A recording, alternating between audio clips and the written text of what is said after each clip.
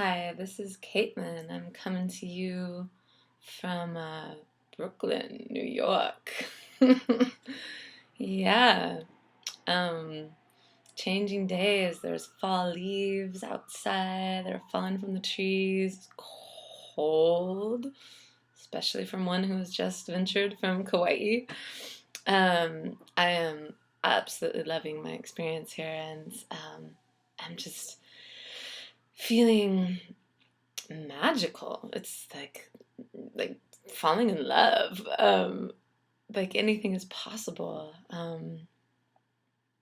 All things are in my favor. It has that feeling. It's hard to describe, but yeah, I'm in very good hands and just excited. It's a whole new chapter, a whole big chapter of stepping into the fullness of being and of self and of growth and of womanhood and of embodiment and of prosperity.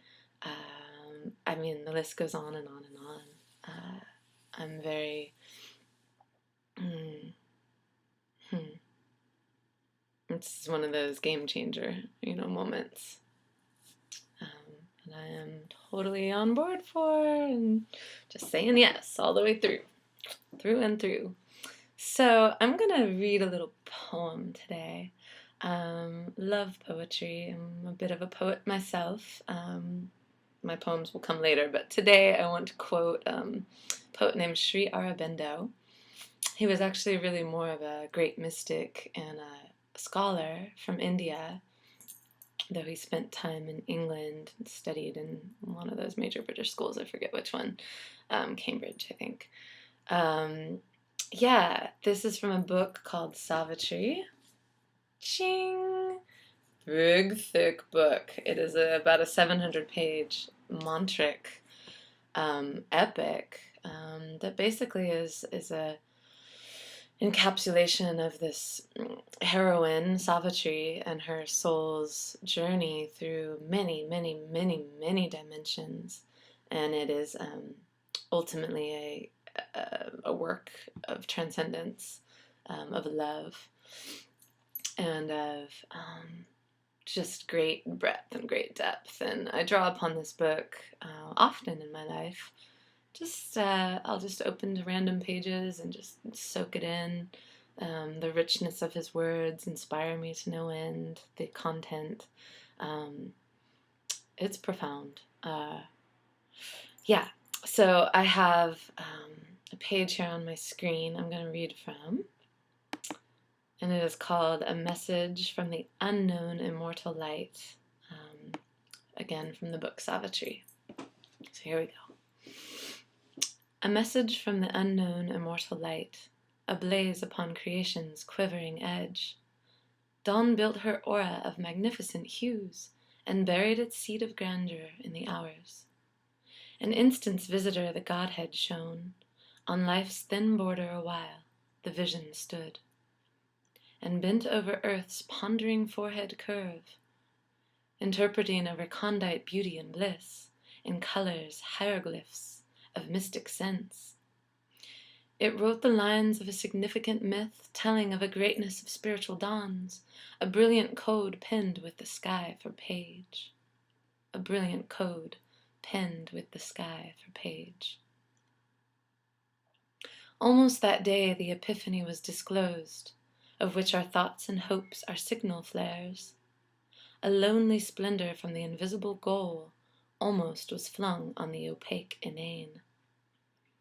Once more a tread perturbed the vacant vasts, infinity's center, a face of rapturous calm, parted the eternal lids that open heaven. A form from far beatitude seemed to near, ambassadress, twixt eternity and change. The omniscient goddess leaned across the breadths that wrap the fated journeying of the stars, and saw the spaces ready for her feet. Once she half looked behind her for veiled sun, then, thoughtful, went to her immortal work. Earth felt the imperishable's passage close. The waking ear of nature heard her steps, and wideness turned to her its limitless eye, and, scattered on sealed depths, her luminous smile kindled to fire the silence of the worlds, kindled to fire the silence of the worlds. All grew a consecration and a rite. Air was a vibrant link between earth and heaven, the wide-winged hymn of a great priestly wind, the wide-winged hymn of a great priestly wind, arose and failed upon the altar hills. The high boughs prayed in a revealing sky.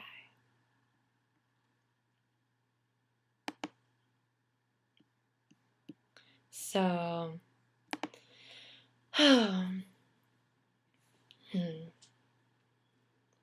the hero's journey to this life, there's so many obstacles and distractions and just places where great forgetfulness, you know, the classic word ignorance, that we all carry to some degree or another, and it feels the veil is lifting, and we're remembering this this grandeur, this infinite energy, this eternal soul, potency and power that we actually really are, beyond this mortal frame. So reading Sri Aurobindo reminds me every time that there's so much more than what's directly in front of us. And his words just move me and reflect back to me kind of the immortal angel spirit, the dancing water spirit, the star-born spirits that I really believe that we are, and that I am resolute in being, bringing that heaven to earth here while we're here. Yeah, walking the walk and embodying the magnificence of the soul. Yeah. So thank you. That's my share today.